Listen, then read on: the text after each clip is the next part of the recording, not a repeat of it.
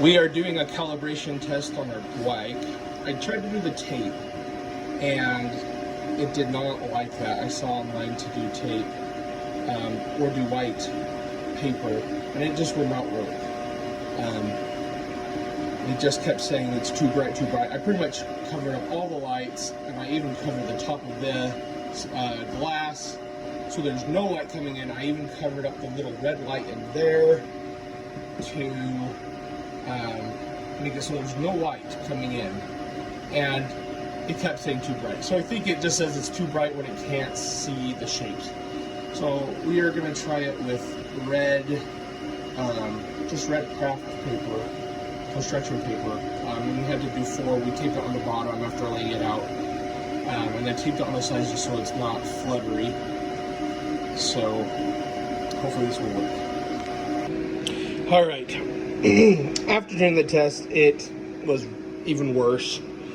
I messed with it several times, and I tried something different finally. I went back and I colored in these 9 spots: the top left, the top right, bottom left, and then the middle and the very middle of this, to be like when it does the second cut. I mean the second test on the 3mm. And I did that, and then I went through and I did it on this as well, and finally it's working really well. It's still, I did a cut on it, and you can kind of see maybe the red is where it's supposed to cut and the black is where it actually cut. Still slightly off, but far better than it was.